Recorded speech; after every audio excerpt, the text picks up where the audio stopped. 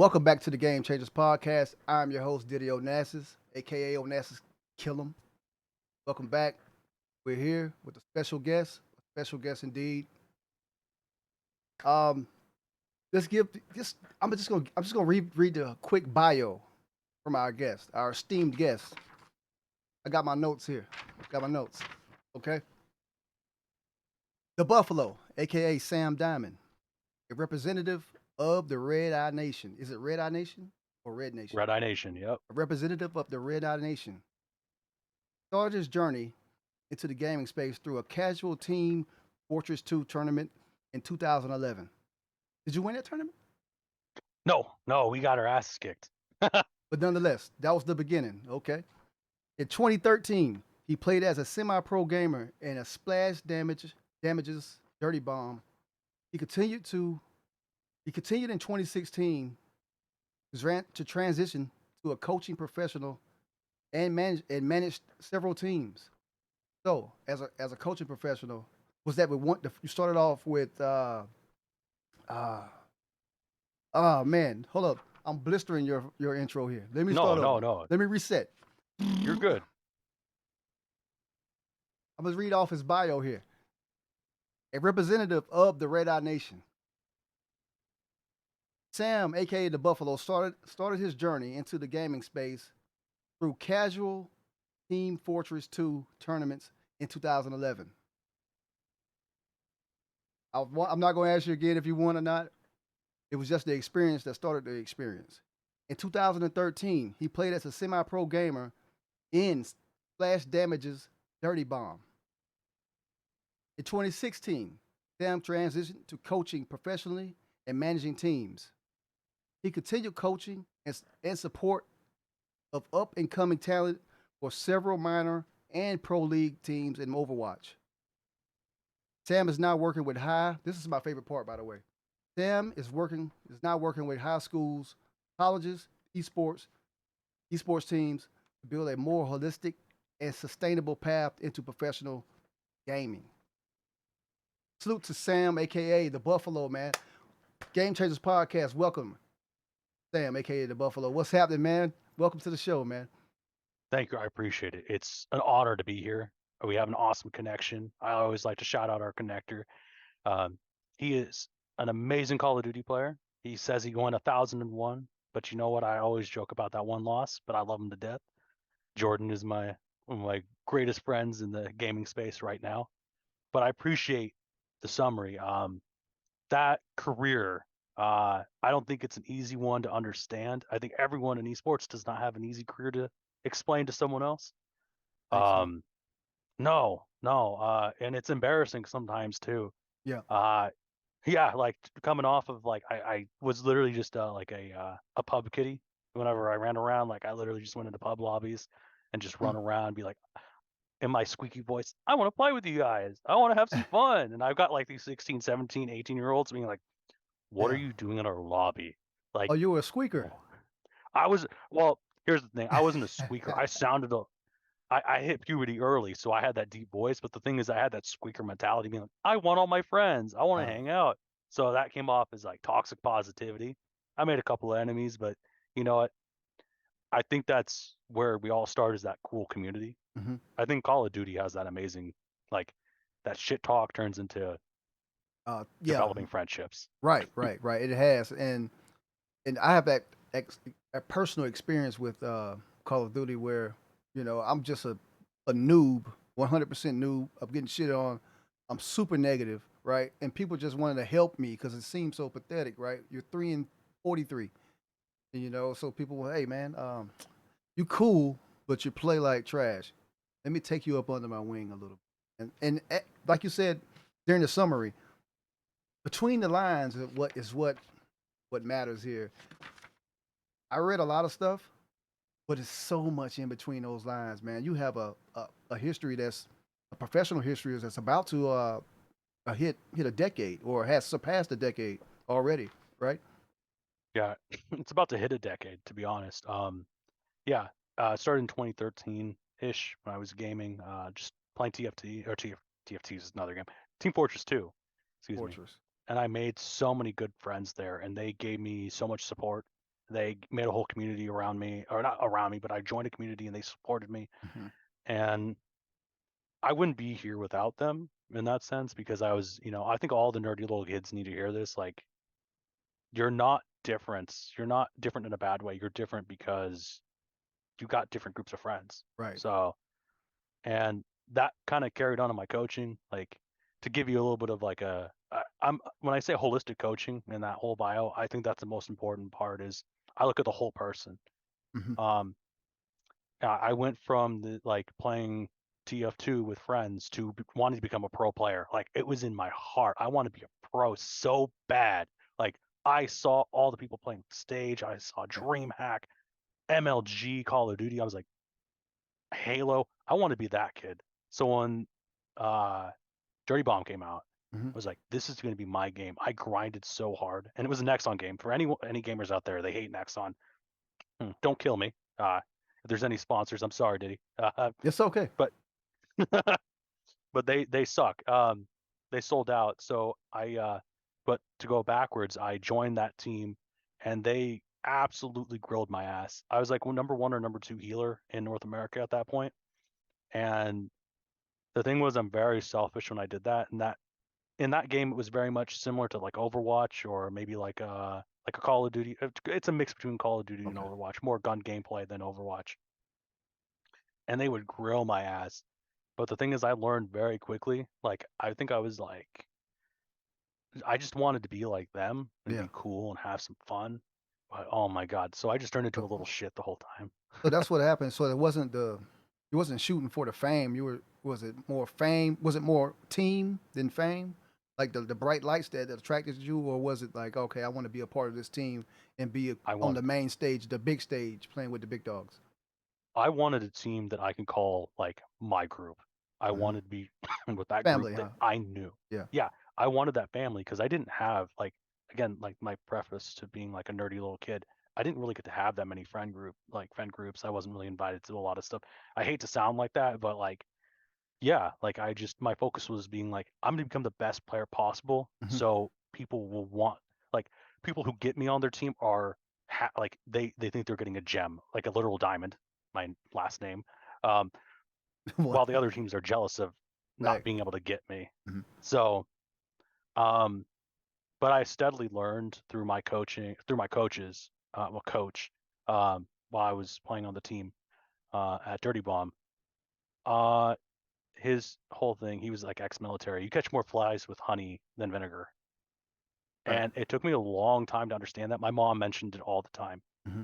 And I just thought, why should I care about them if they're not performing? And they're like, people would give me shit for not performing. So why would I care about telling anyone else how to perform? Or like, they're just going to take advantage of it. But I steadily became the IGL or co-IGL of my roster because I Hmm. started to trust them more, and I started being like, my spot's at risk at any point because there could be a better person who communicates better, who's a better teammate, who could be actively better with that team rather than being the number 1 shooter or the number Right. 1 healer. And I think that team cohesion was like an immediate response in my brain to be like, okay, I need to wake up. I need to like be a better person. I need to be a better gamer. And my coach even recognized that. And when we lost our contract because it got sold, his initial response was like, there's going to be so many other young kids coming up. Mechanically, you're great in this game, but to me, he said, you're not going to really make it in anything else. So, but I think you'd make a good coach. Okay. So, But I really respected that. what the world? Time running out of time. What the hell? Okay. So, and so how does that work? Like you said, the contract was sold. Does that mean So the the team game, was the sponsored? game got sold. Okay. Yeah. So we had so a lot of these esports, right, that start up, they have predetermined rosters pretty much before the start of like a new esport emerges, like Apex. There's already like 5 big esports organizations that have signed teams before you even know it. So the response was our organization. I don't want to leak anything, but Yeah. we had a contract that wasn't officially announced, and we were playing underneath them. We were competing against rosters like supposedly Team Liquid, supposedly TSM, supposedly all these big organizations, but the ownership of the game got sold to a different group. So when it happened, they changed the whole dynamic of how they wanted to do the competition. So Ah, it went from an esport to more of like a casual competitive. So wow. it was really difficult, but I understood that I needed to make a change. Hmm. Like I knew at that point, like my 5 minutes of fame were there. I got to be a semi-pro. Like I got a contract in hand. It was awesome, and I got to be like the IG co-IGL, my other guy. Like I was too young to IGL myself, admittedly, but Hmm. I got to be a part of that roster. I got to lead it to a certain extent, and I got that coaching that made me who I am today. Wow. So I really appreciate my coaches and my teammates back then. So Team Crimson back then, Hmm. I won't leak the roster, but Crimson was they taught me like my first like big push. So Hmm. So what? So after the team was the game was sold and the contracts were, I guess, obsolete. What was the next step? Because was that was 2011, or that was 2013, right? yeah, so we it was right up until the Overwatch beta. Hmm. So it was about like a month or two away from Overwatch beta. Our roster got officially dropped. So whenever the official Overwatch beta started, that's when I had like fully transitioned out of being a player into a coach. So or like the desperation move of wanting to become a coach. So So with the Overwatch beta, yeah, was you what, that was the next steps, focusing on yeah, that was the next Overwatch. step. So what did it be Yeah. in the beta? Like how is it very similar to what you were used to? That's how you became a coach, or was it like how would you like it's a beta? So how would you become a coach? That was I think that's gonna be an interesting story, I guess. I mean, the best way you can do it, and this is like a secret to all the kids out there, fake it until you make it, right?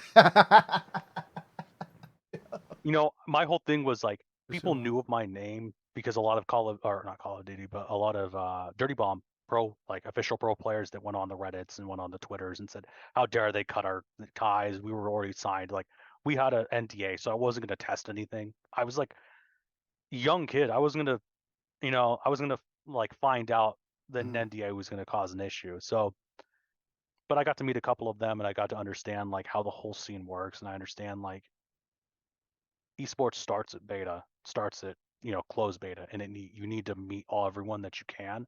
Right. And I got lucky. I got one of my friends' accounts because they were like, I don't want to play Overwatch. It looks stupid. I'm gonna go play Call of Duty or I'm gonna go play something else. I'm not gonna play Overwatch. So I took his account. I said, screw it, I'm gonna play.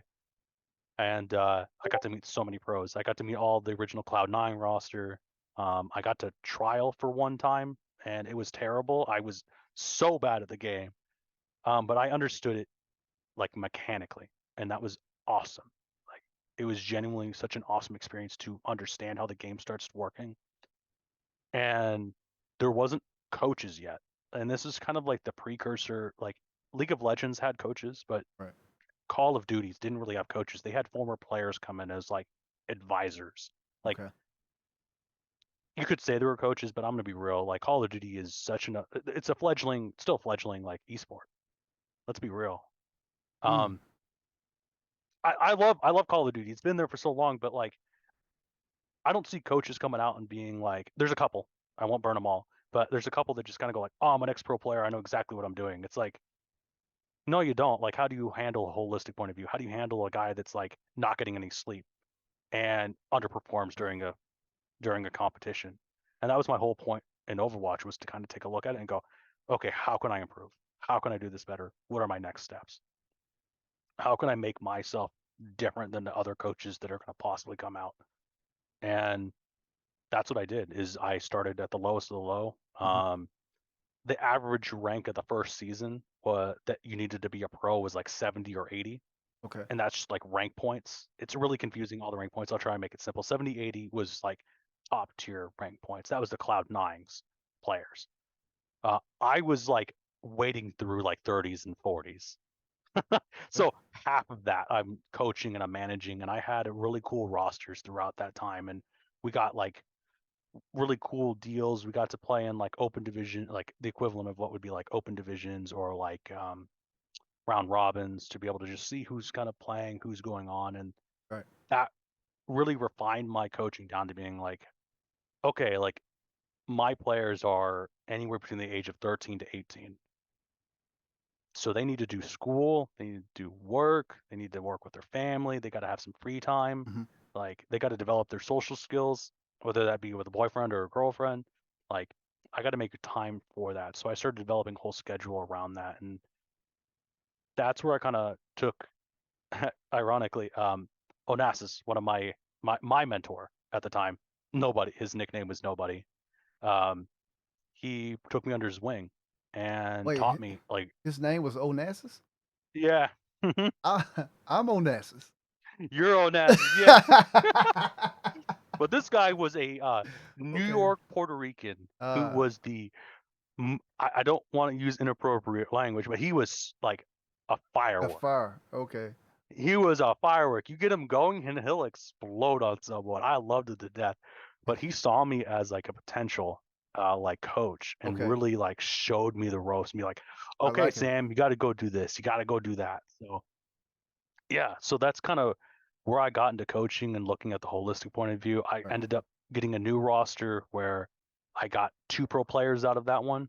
I directly coached them. And then that was like my first time I got burned on a roster too. So um, I'm not going to go into details on that, but Oh, okay. Well, I was about to say, like, before we get too far away from it, I want to ask yeah, you a question about like coaching. yeah, Like you were shoot, saying that, a lot of the like Call of Duty doesn't have real coaches; they have advisors. Why do you yeah. think that is? I never hear about esports coaches. Why don't they? Why is it, I guess it's not like college football or college basketball or the NBA where the coaches get a lot of shine. But why is that? Like, why don't we hear about like coaches for like esports? Like, is it because they don't because the brute of the battle, like the loss is too hard to bear, or what? Or is it like just not I interesting? I guess to me, it is I interesting. I think it's just right now. I think coaches are either do or die. Either you have a really good coach or you have a really bad coach. I think Minnesota Rockers has one of the best coaches in the world overall. Um, I worked with a pro player. I won't say, you can look me up, find all that information, but I worked with a pro player for a college that I coached last year, hopefully coming in this year too, for Call of Duty. He worked underneath the Minnesota Rockers coach, or worked with him, and I find his work ethic so much better than 90% of the coaches in the league, because he understands the cause and effect. Right. If you practice really hard, you're gonna whatever you practice, you're gonna You play do like you in the game. practice. Right. Yeah. So if you practice really I well, mean, you're going to practice like probably you play. play really. So, but if the other part of it is if you're going to be out late night drinking after a really good practice, that's going to be flushed down the toilet, because in the morning you got a game. Like you got to really solidify what you got going on and really lock it down. I don't think a lot of coaches in the scene. That's why I Right. call them like advisors, or like um, advisors for probably the best term, or analysts. That's probably the better term. I guess like I don't. the Mamba mentality Yeah. actually goes across the board, right? Because Yeah. if you if you have that type of mentality where you're going to handle business, you're not going to mess up the bag, you're not going to mess up your you know your profession. The Mamba mentality, so it applies across all competitive sports. It applies to everyday life. It applies to pretty much everything, right? So, like, how do you like what's your coaching style? Are you like a hard ass, or are you just like the cuddly teddy bear type coach, or are you like my way to highway? I'm definitely not my way or the highway. I will cut down to that. I think coaching, the best way to do it, let me say this. The best coach is the one that can switch between all of those, depending on the player, what they need and what they really desire. Because what a player sometimes needs is a hard ass coach, right? And sometimes a player that's a hard ass needs that coach to be like, I hear you. I understand you. I don't need to be that coach that's been a hard ass to you before, right? It happened to one of my players. He was basically blacklisted in the Overwatch community, and we knew he was one of the top 10 players in the world. And he's now a professional player, like on a team, on an official team. And I just told him, I'm not gonna. Let me find the better word. I'm not gonna screw around. I'm not gonna play around. I know what your history is. I don't particularly care. If I get any flack for it, there's no point of me to fight it. I'm just gonna straight up say like I'm trying to like do my best for this player because no one else wanted to. And that's where I call out other coaches and being like, why didn't you want to try and like I'm not here to fix them. I'm here to improve them. Like Wow. I don't want a situation where like someone who's giving up their career because they think everyone thinks that he's a bigot and misogynist and hates everyone else. That's one part of your career. Like and people will remember that, but I'd rather them refocus and say, here is the glow up.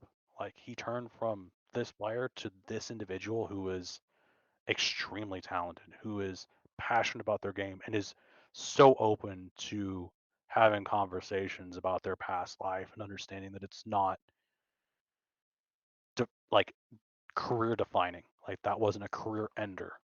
That they can always improve and do better. So that's my coaching styles. I want to be that coach. I've always been that coach of saying, I will give you a chance. I'm going to give you an opportunity. You toe the line, I'll help you toe the line. So The best thing is Greg Popovich. I always consider pop. myself. Okay. Yep. I like that. I like that. And I've had coaches that are similar to what you described. I've had supervisors and managers that want to see me glow up. You know, didn't hold me back because like back in the old days, I was a ambitious super freak. I don't know how to explain it. I was just like bouncing off the walls with creativity and just ambition and just thoughts. You know what I mean? And if I was in the field, or no matter what I've done in life, I've always soaked up game. I've always soaked up coaching. I was very coachable. I wasn't someone that was arrogant enough to think that, all right, I know everything. If I see somebody that's Well, the you're better best, than me. if I You're see better somebody than that's me. the best, I like to be around the best. Hey, how'd you do this?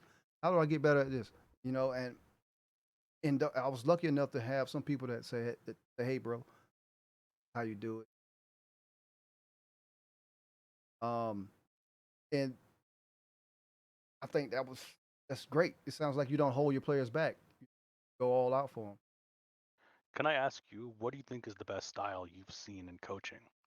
I think that uh, I'll say that my coach, high school, no, not high school, middle school, we won the championship. He was he was he let us do our thing, but if you messed up, you were called out and you were corrected. Um, I think that's the best coaching. If don't ride me for no reason, a lot of coaches they like to ride a player and say, "Hey, well, I'm just trying to bring out his potential." I understand that too, but at the same time, you got to let that could stop that can stunt growth. You know, it could stunt growth. Sometimes it works, but it can stunt growth. And I think that you show someone the right way, create a system and procedures and an environment that encourages the right things and hard work.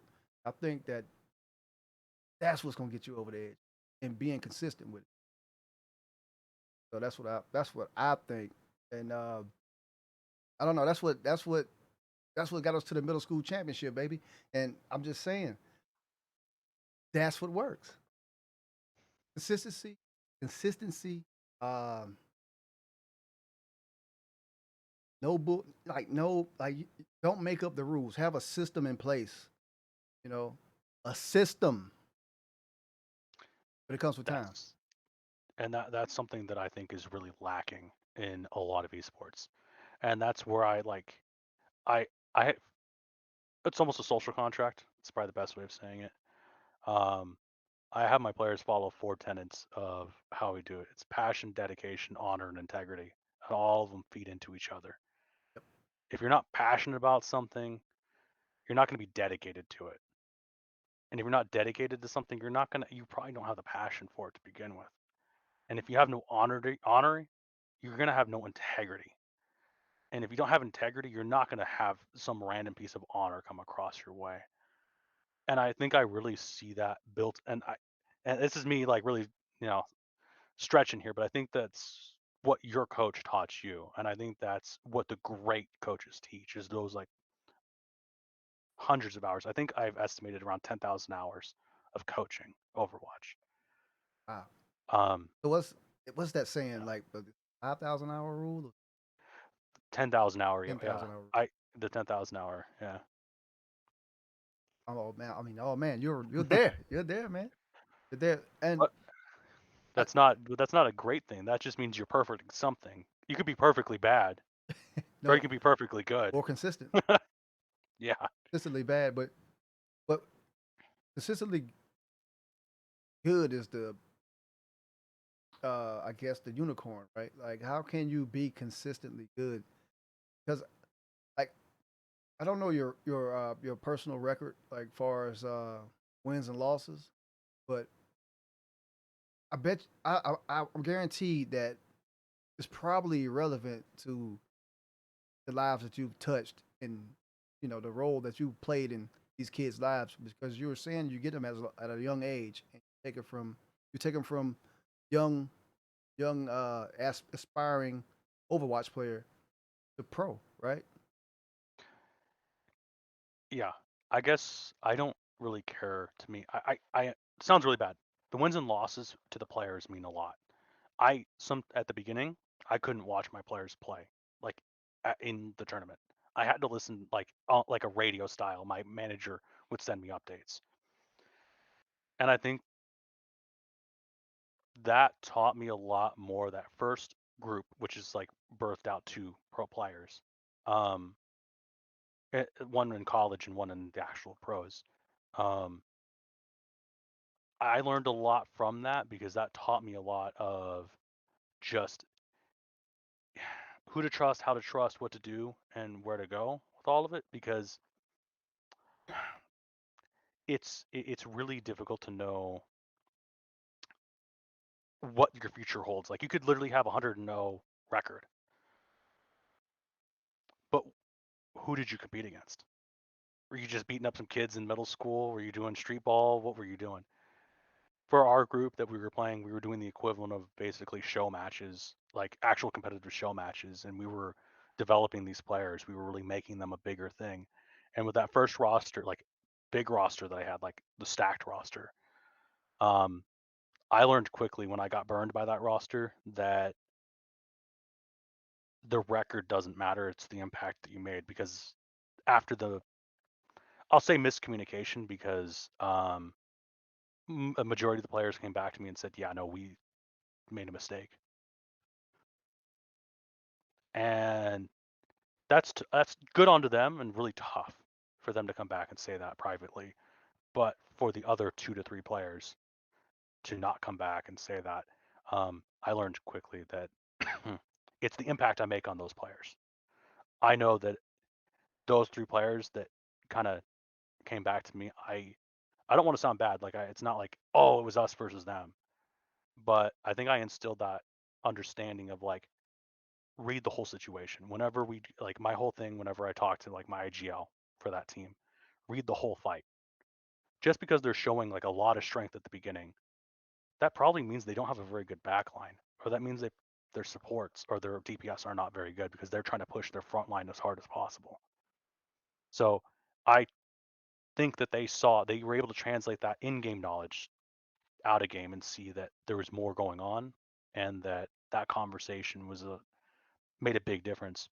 So that's my impact. I like to see that and go, did I teach them skills that they can build up in their lives? Can they show that those four core tenets of that passion, that dedication, that honor, that integrity? And I know that three of those players 100% learned it to the core. I didn't have those tenets at the time, but I think that those three 100% knew that. So, and I really respect that. That's something that I still hold them, like, I still message them every once in a while and see how they're doing.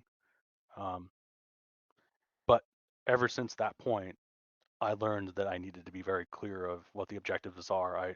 Who the coach was, who the manager was, what the power structure is, and I, that made the perfect, like, successful coaching strategy for me. It took a huge loss, a huge hit on my own integrity and my credibility, uh, but I'm glad I learned it then rather than when I moved on, because that set me up for the future. That allowed me, that one of those players was my call in to join Kevin Garnett's esports organization, Triumph. That allowed me to show off and say, hey, the player confirmed that I helped raise him up Mhm. from the beginning. So that gave me enough provenance, enough capability to say to the ownership, going, I can make you a team. I can make you a development roster. I can make you a competitive organization. And that gave me a lot of strength and to negotiate that.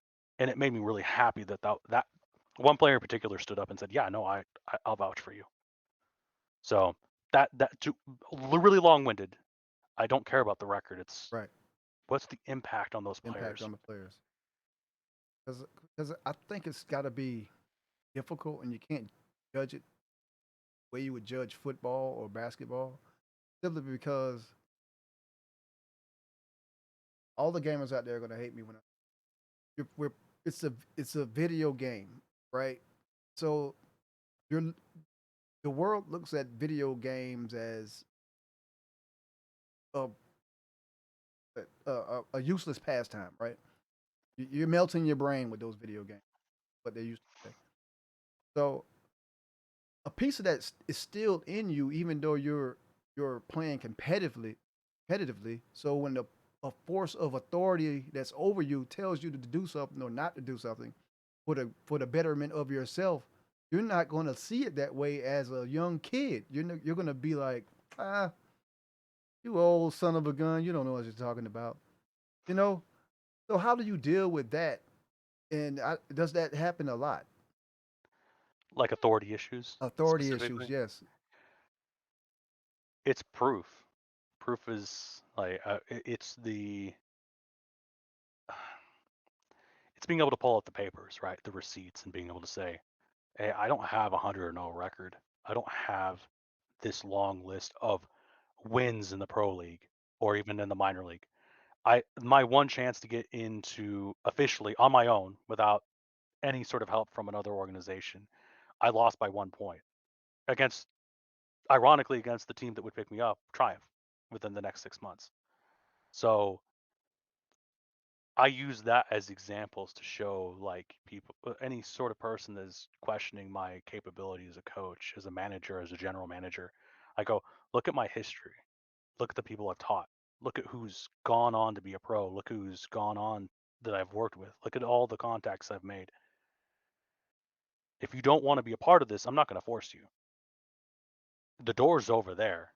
I'm sitting at the table with people that are enjoying this and understanding it. If you want to be at the table, I'm not going to drag you over. I'm not going to encourage you. It's like, I'll bring back the player that I mentioned that was problematic. I told him, take it or leave it. Your career is going to be dead if you don't want to do anything with it. And it's clear you don't want to do it. But if you want an opportunity, take the opportunity. I have a spot at the table open for you, and I will fight like hell to show the world that you are worth it. I will spend, the 80-10 or the 90-10 rule, where it's like 10% in game, 90%. I was willing to spend 90% of my time coaching out of game to get him into a point where he was comfortable in his own skin. He was able to say, from his point of view, I screwed up. I shouldn't have said those things. Make apologies, reconcile with people.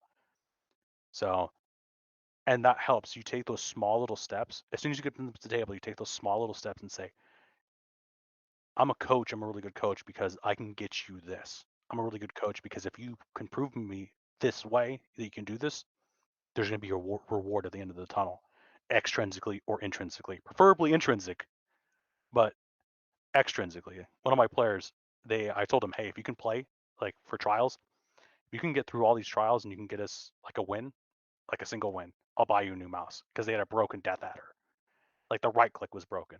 Like he took pictures and he we actually won out to get to semifinals and we got knocked out, but there was a Death Adder to his door the next week. So I proved to him there is risk and reward. He risked staying with us, but he got a reward out of it. I'm a man of my own word. Right. So I think that's what really good coaches do is they establish those boundaries, they establish those goals and those measurements, those sticks of measurement to understand where you want to go, and they don't move the goalpost. So yeah. Well, you mentioned um, the Kevin Garnett Team Triumph. Hmm. Shout out to Kevin Garnett, my South Carolina brethren, man.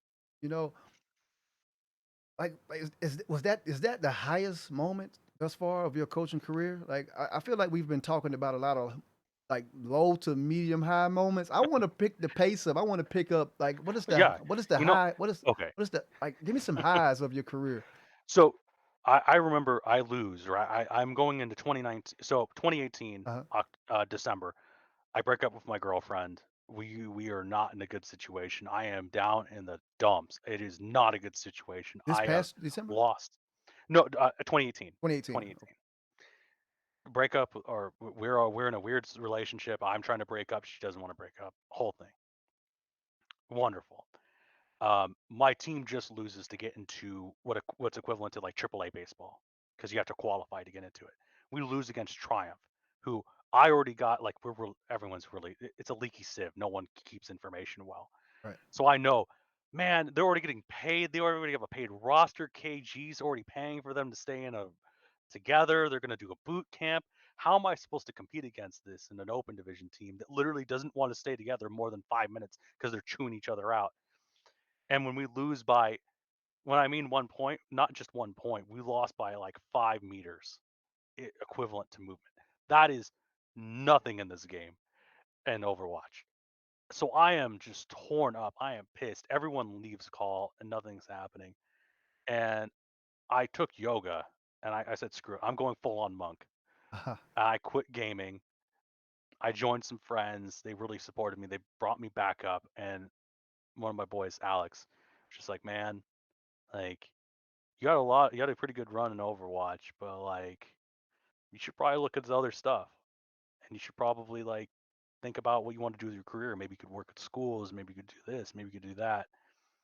And as soon as I took a step back and understood where I could go, um, I started reaching out and being like, I some of my, ironically, one of my former manager who I worked with, he was a 16-year-old kid, Right. Hunts. I really appreciate him. I'll call him out.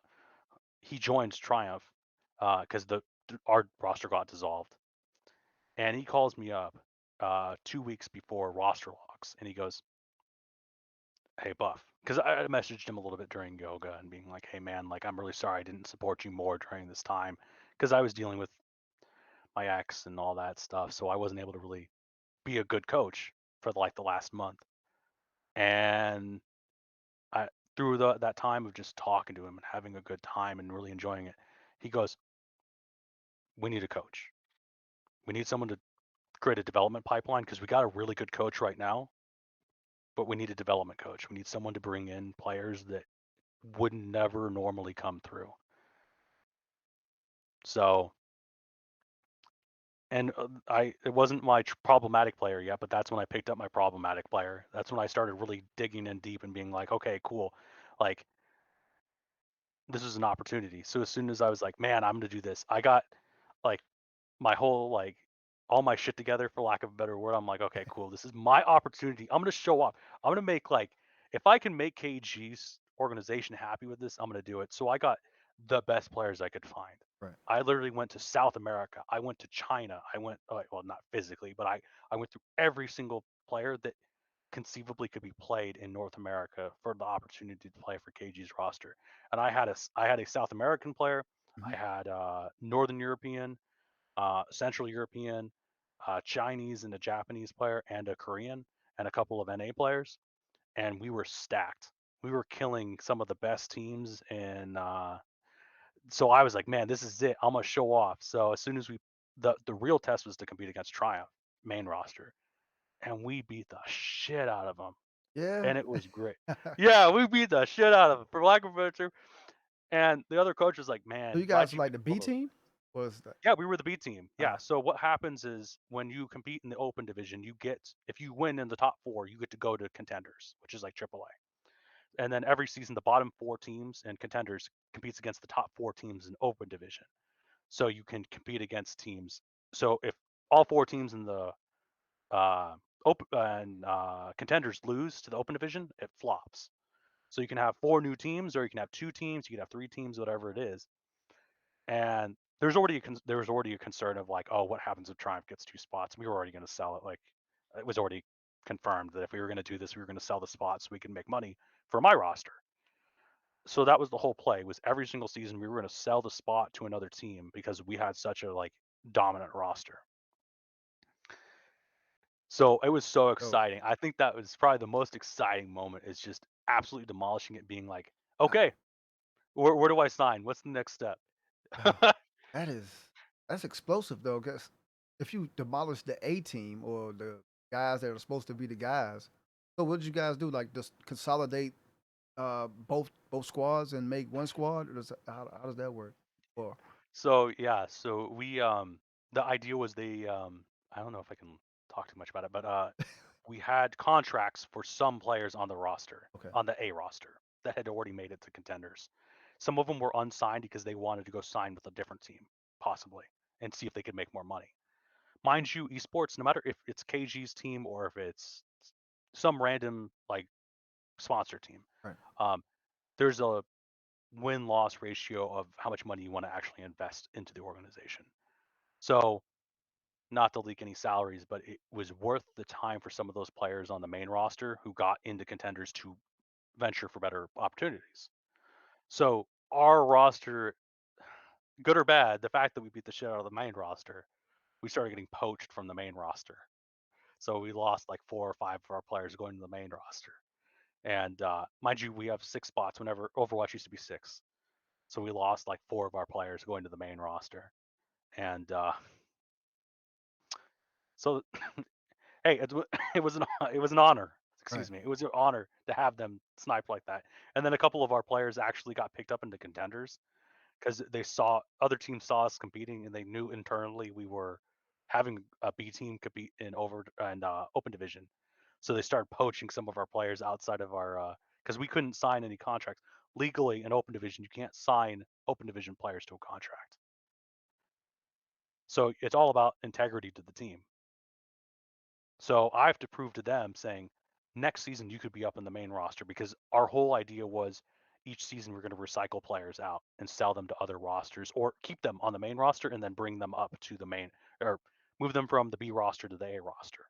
It's So then like a talent pipeline almost like you that shining was, shining diamonds, shining diamonds, shining diamonds. Boom, you're a diamond now. Go live, right? Is that how it is? yeah, that was exactly the play. And I got to meet with the owner, one of the co-owners, and we got to sit down here in San Diego during TwitchCon.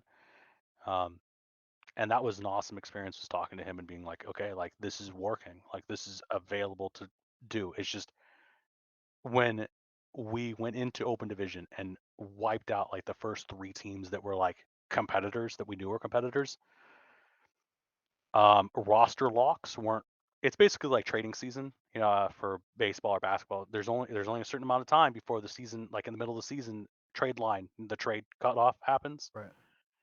A lot of our players started getting poached. So I It, respect it. a lot of them got spots. A lot of them got awesome opportunities. I was about to say, is that a good thing or is it a bad thing? Or like, both? As a coach, independent coach, I'm so happy for them. For my job, I am upset because I'm going to lose my because average spot of a cost to get a spot in contenders to sell it was about $10,000. So Oh, if we couldn't secure a spot in contenders, we were losing $10,000 every season, potential $10,000. So yeah, so it was good and bad, and I really liked that high intensity. But by the end of the first season, the fact we couldn't roster lock and contract players in open division, it was really, really difficult. There was no real way to get out of that situation. It's just difficult overall. And a lot of players wanted to move on. And how am I supposed to say, as like with one of my core tenants, with my integrity, how am I supposed to tell them stay with me for free or go get a contract for $200 to $300 a month with another roster? that's that. Those are. I mean, that's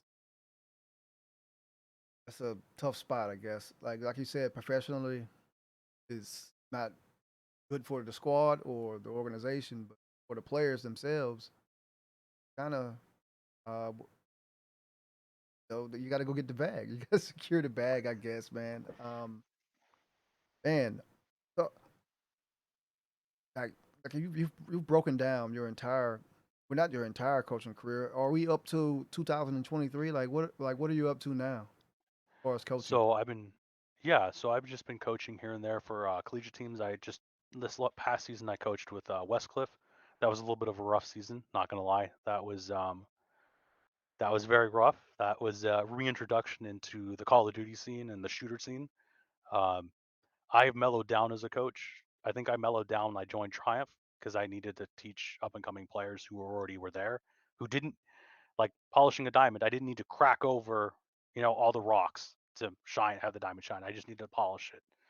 Um, I needed to crack some rocks over at Westcliff, and that was a wake up call. And I was like, okay, I need to kind of change it up. The West Cliff, is that a college? Is that That's a college. It's a private college up near Irvine. Um, or you were like a overall esports coaching role? Like so, it's multiple genres, I guess, right? yeah. So the way I describe myself at Westcliff, whenever they ask, I'm a FPS specialist, first First person person shooter shooter specialist. specialist. Man, that's a great title, dude. First person shooter specialist. Yeah. That's gonna be my title of the next podcast. The Take it. first person shooter specialist down here in the corner. You're welcome. Yeah, take it. It's all yours. I'm willing to relinquish it. There, Yeah, up there. there, Yeah. right there. Yeah, I'm gonna say FFSP special. Yeah, man, what? That's a fire title, man. So this is blowing my mind, like like the inside of the operation, the stuff that we watch on TV or we just see stat lines and we have no idea about like what's behind the scenes and what's happening with players, coaches, like the wins and losses, how those wins and losses impact players' careers, coaches' careers. So you were able to pivot multiple times, man. Like from what I'm hearing, and now you're a college first person shooter specialist. Yeah. Like Uh, it's not that even coach in there. There's no coach in there. You're a specialist. Yeah, but I think that my biggest thing, and this is no joke, like as I've worked on more stuff, like when I when I transitioned out of like official like esports stuff, like all that stuff, um, Dane over at Red Eye Nation, who I'm now working with, really helped me refine what I wanted to do, which is work in education, like getting it down to the core, being like the 13 to 21 years olds, the 22-year olds, how to like, for lack of a better term again, to fix their shit because a lot of times their brains are not on right. I know as a teenager, my brain was cooked. Right.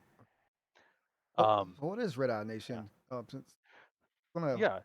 like branch So off yeah, let into me. a specific Red Eye Nation segment, but so like tell us what is the Red Eye Nation? So what we are is just a collective of highly specialized people in our respective roles. So for me, I'm an esports specialist. I've been doing it for since 2013, like unofficially, officially. Um, we've got people who've worked in drones. One of our guys, Chris, he's worked Chris. on drones. Chris. He's my boy. I love Chris. Yeah. I'm He's gonna a be talking to former. Chris very, very soon, man. Oh yeah, the drones. Drones. He's ex. Yeah, former military guy. He's awesome.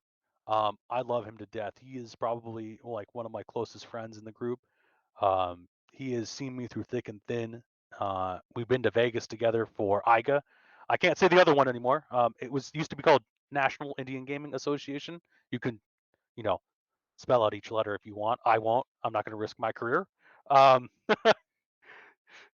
No. we call it IGA now for a reason. Okay. So What is Iga? no, IGA, Indian Gaming Association. So Red Eye Nation has been working as a collective. So Dane, who's the head of it all, even though he says he wants to work as a janitor, don't let him lie to you. Um, he's awesome. He connects all these specialists. So from Chris, who's former military, working on drones for search and rescue, fire suppression, all these other like awesome things, Wow. to Wally Wong, who is he writes the books for dummies. One of the people, but don't get it wrong, he's one of the main writers for books for dummies. Got it. Um, So any of those like yellow books that you read of like how to program or how to do anything else, he is there. He's helping with a lot of like education stuff. So he's helped me write some lessons and some content for some of the colleges I've taught at. Um, yeah. So and Jordan's been working with us on and off. So that's awesome. Uh, so really, what Red Eye Nation is this collective of really trying to bring esports or e-gaming or what we do. Dane likes to call it, you know, the E in esports is economics sports.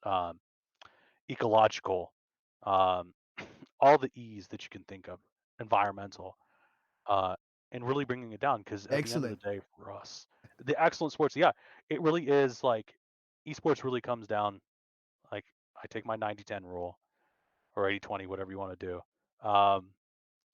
Most of it's out of game. So if you're talking about like we may be doing no league, nothing. We may do like a farming simulator at a tribal event. So that'll be fun. So teaching them or like going through it because like the whole thing with tribes is like they were excellent at farming.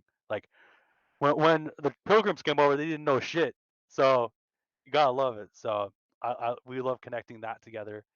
We may doing like a like a code jamming session. So how to like build a game, Okay. that would be fun. So we do all those sorts of events and try to make it accessible to everyone, gaming accessible to everyone. So we've really focused in on the tribes and really tried to make it interesting for all the kids that want to do it. And we will be having an event. Unfortunately, I can't make it. I've got a wedding, but to attend. But um, on July 16th, I believe our group will be up at Saboba, doing a gaming event, talking about clean energy, talking about drones, so building and making and developing drones on reservations. Um, and hopefully, I don't know yet, maybe some computer building there or some computers out there. So that there's some awesome opportunities that we've been opening up for tribes and working with tribes because that's what they want to do. They're trying to kind of get away from, well, not get away. They want to expand Right. the opportunities for children, not just casino, but other stuff. I understand that. That'll be dope for. That'll be a dope resource, because like everybody doesn't have access to those types of things. Even like here where I live, it's a rural area. It's in the country. We're close to Augusta here in South Carolina, so on that border between Augusta and Georgia and South Carolina, pretty close. But that's dope. Like so, those guys are gonna be building drones with a 3D printer on the site. Well, the hope is I'm not sure how it's all going to work out, so you'll have to. We'll see what's going on. But I'm hoping that they'll be able to. But the idea will be that they'll do classes of how to 3D print, how to model, how to 3D print, and then how to manufacture drones on res. So that will be one of the classes that they could take during the summer or during one of the classes. Um, I mean, I'd love to bring you in at some point. I know that you're an awesome announcer. You're an excellent. I've enjoyed you talking to me and interviewing me, anything that you'd want to do and teach them, I I'll get you a contact. Yeah, that'd be But awesome, man. That'd be awesome because, like, I wanna leave a mark, man. I don't wanna, you know, when I started this podcast, well, my original podcast, it was to inform people or inform the public, the general public, that we're just not mindless gamers wasting time. We teach ourselves all sorts of skills. You're gonna have to edit your content. You got to record your content. You're gonna have to produce your content. You have to. That's, most of us are self-taught, unless we're lucky enough to find a mentor and he just takes us in. Shows us the game. That was the reason I started the and podcast. We're not just mindless dorks playing video games. and you're excellent. And I've really like for me, it's you have such a way with words and being able to understand like how to take the conversation to the right place that not a lot of other like I've been on several podcasts before. Um, not a lot, not trying to cloud it up. I've been on a few. Um, but you know how to steer the direction and really tell a story in this. So I think that's unique because a lot of podcasters are very much like, oh, here's the list that we need to do, Right, and here is the narrative that we need to say. It's like, okay, but where's the story? Where's the right, like the right. building up? That's. And I, And I I knew you let had a I story. I knew you had a appreciate it. story. I saw it. I saw it in you. As soon as you mentioned uh like a couple pitfalls, I was like, yeah, he's comfortable talking about the lows because I knew, okay, once we get to the highs, it's going to be even better. And what you were talking about with Team Triumph and the conversation where it is now with Red Eye Nation, it's like, okay, we're coming full circle. This is we're up. Sam is Yeah, up, man. Sam is, and then you're with you got the first person shooter specialist gig. Man, man, come on, man. This is awesome, man. This is awesome. So that's great. Like, so Red Eye Nation is not just a you know gaming or tournament organization or just one thing. It's multifaceted and it's giving back to the community. That sounds freaking like it's awesome. It's awesome, man. Fire. that's been the goal. That's been the goal, and we've always tried to shoot higher. But it's always been like we got to shoot higher because there's no one else that's really doing what we're doing. We have to be able to say like we're doing this because we can. Because why not? Like the reason why I was 100% able to get the job over at Westcliff was because I showed off my capability at Soboba, and I got to meet Neil. Neil's awesome at Westcliff. Shout out to Neil. Um, I was able to secure the job over at Westcliff because we worked really hard at Soboba and we got to talk and have really good conversations and got to coach the team last year, a good, bad, or ugly of it. Um, we're going to come back next year hitting hard. But it's these amazing opportunities in the gaming space that I really appreciate. And I really try and like this is what the Red Eye Nation is great at doing is connecting the people together and making awesome things happen. So I mean, Awesome, man. yeah, So, like, what blew my mind in the last couple years, like especially during the pandemic, it was watching esports, college esports start to take off. Right, I had no idea uh, that esports organizations were rooted into colleges around the nation and really around the world. And I was just browsing through Twitch, just casually. I saw like the college Call of Duty League, like. So what is this? that's what I was a part of last year. The CCL. Yeah, what? Yeah, yeah. That was where my team was at. That's Don't look at the stats. Don't look at the stats. But we competed. We'll say that. okay. So how like is this where it's going? Like how did that happen? Like this is I thought it was awesome actually. I can't wait to get connected with someone, you know. Well, I'm talking to someone now that's in the league. What the so now like now I have to double interview. Like can you tell me about like how I did that come about? Like how did that happen? so I just it was God bless Catherine, one of the people who've worked with us. She's working on some other education stuff for colleges right now, so she's kind of taking a hiatus. Right. Um, but she connected me with Neil over at Westcliff for our Saboba event.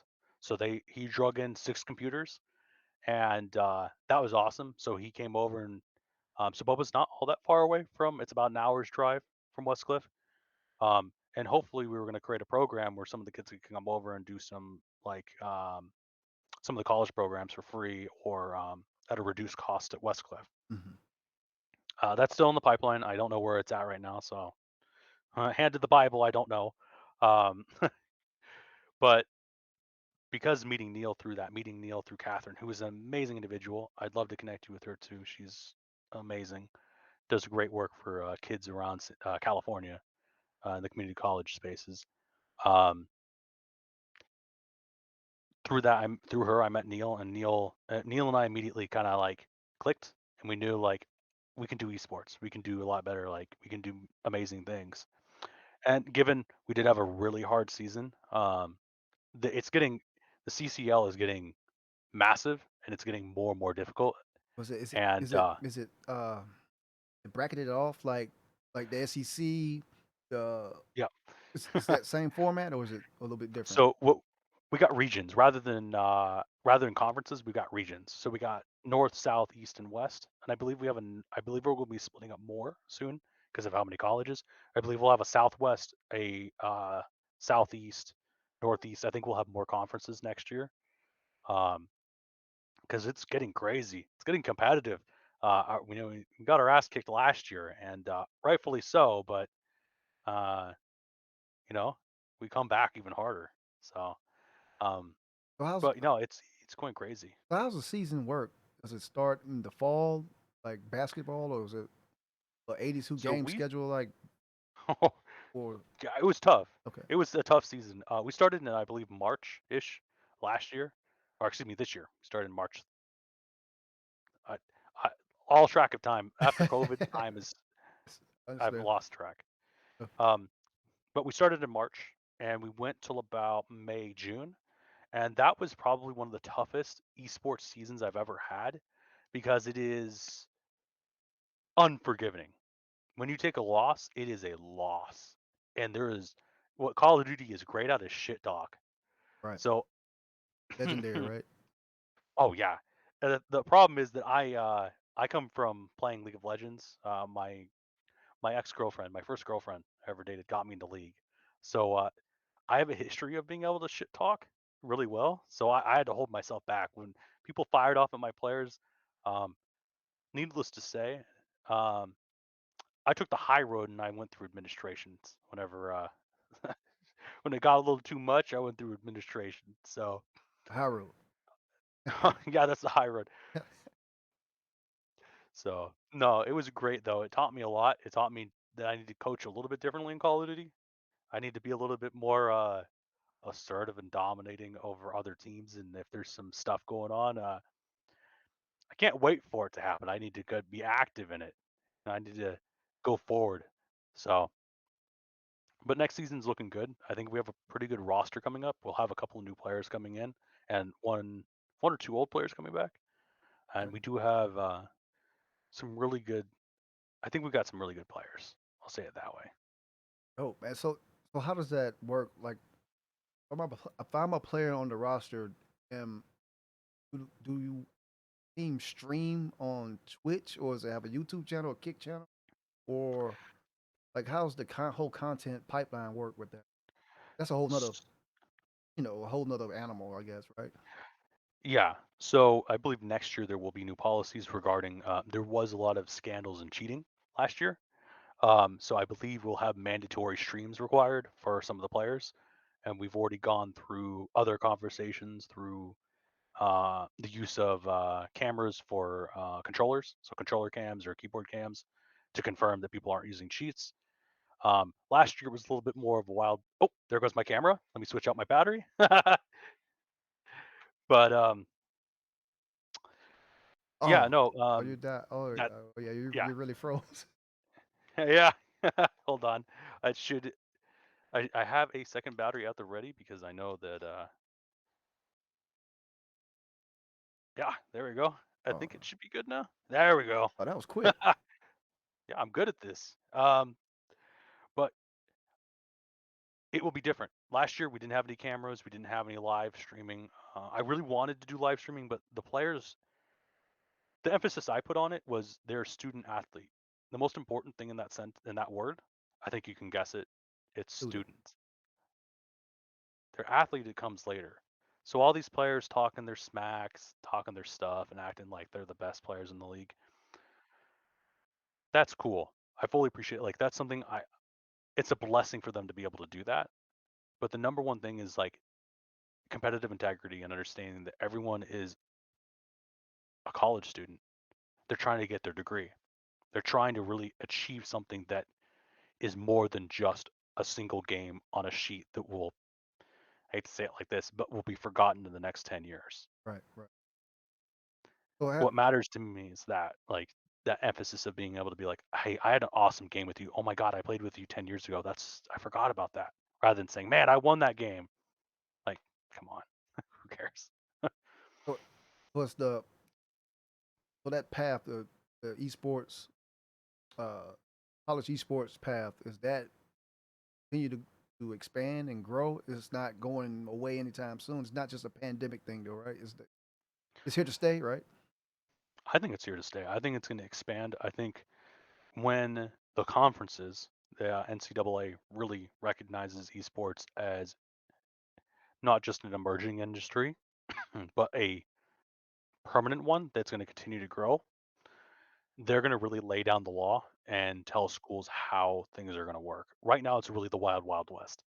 Um, I like it, but it's crazy. Each season's different. Everything is going to be a little bit topsy turvy, but there are amazing opportunities for students and players and their parents to get their school paid for doing it, like playing a game, becoming a better person. Like, and Ah, I genuinely mean that. With good coaching, right. you become a better person. You learn to be a overall better student.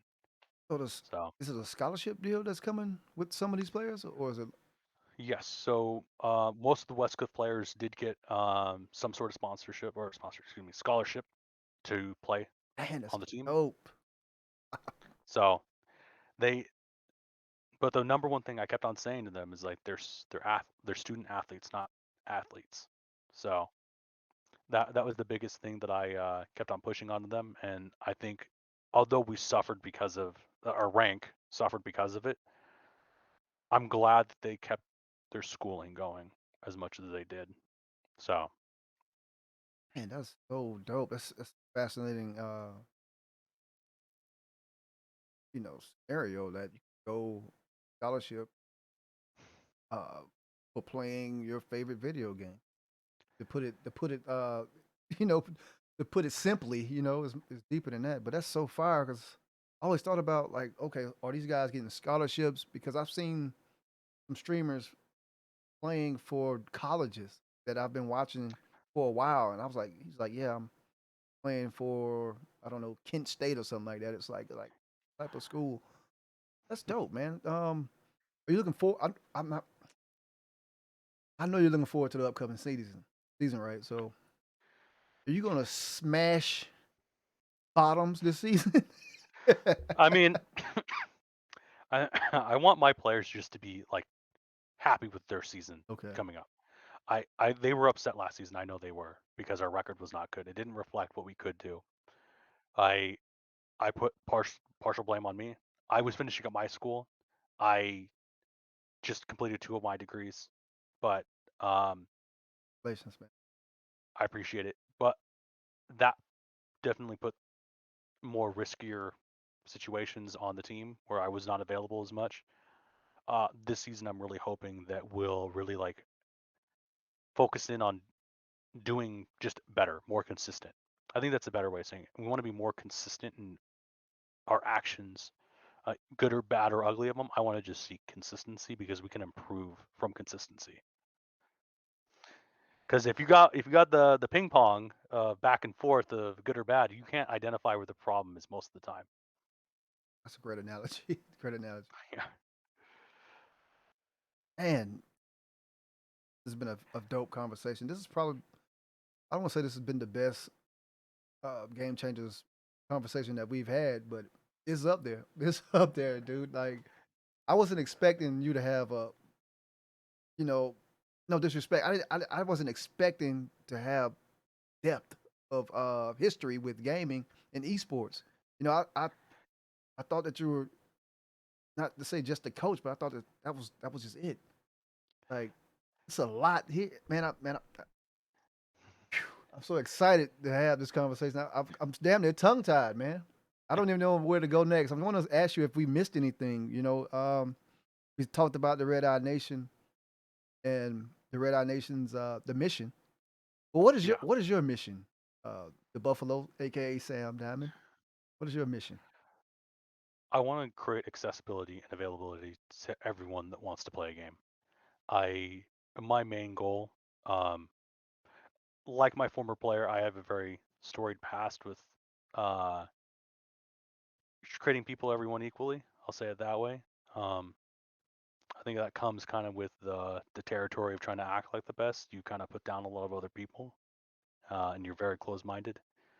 Um, I want any player that thinks that they can do better, even if they have like a bad past or questionable past. I want them to have the capability to sit down with other players that want to make a meaningful impact on them.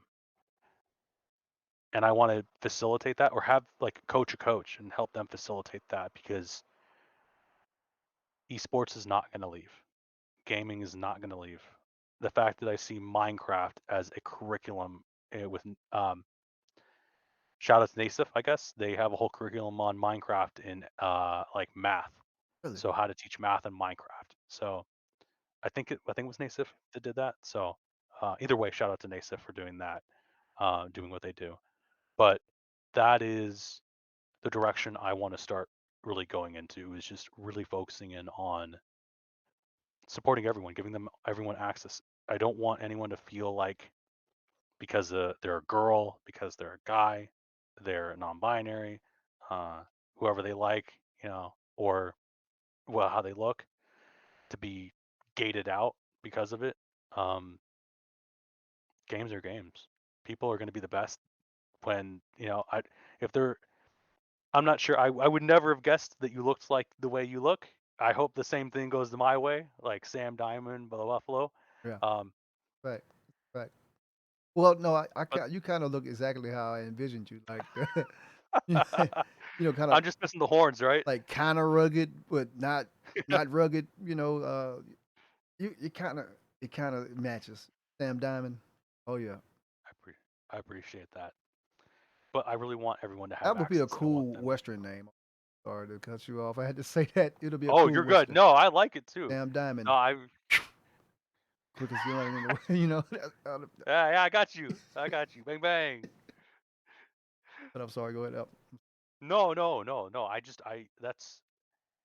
think that that's everything that we do today, everything that we'll do tomorrow in the gaming space is important. It's something that I really want to see happen. I want to see grow. I want everyone to have access to this because if no one else does it, if we don't do it, who's going to do it? Right. You At some point you have to pick up the torch and say that I'm going to carry it. So, and I hope more people do. Right. Individuals like you holding the torch, man. It's guys. The future bright, man. It's bright because what you're doing, not everyone can do, not everyone wants to do. And look, man, it's awesome. You're a role model, dude. You're an esports first person shooter specialist role model. And that's awesome. Awesome. I I appreciate that, but it's also people like you that are really in the trenches talking about this, bringing light to it because I'm gonna be real. I don't particularly. I learned after my small stint as a semi-pro, that limelight can go away very quickly. So what are you gonna do when the light isn't on you?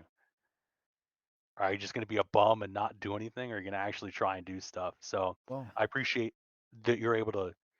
You have that audience, you have that capability, you have that understanding and that skill to be able to highlight people, not just me, but other people in the industry that are doing amazing things. Because this is what the public will see. They won't see the mechanics of how to run an event. They just won't. Like I've got emails and texts coming in every minute about the Saboba event. Um, like That's the ugly So, stuff, the behind the scenes. but I love it. The thing is, I love it, and I want people to understand that this is a passion. And there's a reason why we do this for people, and I want them to get excited. I want the parents to be like, "Oh man, what can we do? Can we bring in like cookies? Like even if they just say, "Hey, can we bring in cookies?" that's something, man. That's a That lot, is actually. that's a lot to ask of a Big. parent to do. So, The Buffalo Diamond. Did we leave anything out? Oh yes, shout outs, man. Do you want to give any shout outs to your team? Any recognition to anyone that helped you, or just say some kind words to anyone? yeah, I wouldn't be here without my friends. Um, all of them. I don't think I can name off all of them in a short amount of time, but Alex has always been a huge asset of mine. He's always been a huge friend of mine. David, everyone around me, my significant other, they know who they are. The school I've taught or worked with for a while, they've been amazing. They've dealt with my shit. It's amazing that they've dealt with my shit, especially Neil, and my players too. Um, future and maybe soon to be players. We'll see how that goes. Um, and then of course the Red Eye Nation, Dane, and everyone else inside of it, Chris, Wally, all of them. They've done amazing things that I wouldn't be here with them. I wouldn't be here without them. So it's amazing, and I really appreciate you, Diddy. Like you've done a lot to just highlight everything today, and I really appreciate you letting me just kind of like pop off for like an hour and a half about this stuff. I appreciate your kind words earlier. I meant to recognize that. Look, you have the story. I don't. I'm just here to listen, man. This is your time to tell us and set us straight about the Buffalo, aka Sam Diamond, man. I enjoyed it. Enjoyed it, man. This was amazing. Oh yeah, I enjoyed it. Uh, you guys would not get to see all of our technical difficulties in the startup, switching platforms or what. It was well worth it. I knew it was going to be worth it. Glad we had to sit down, and I can't wait to come for you to come back on the show a little bit later.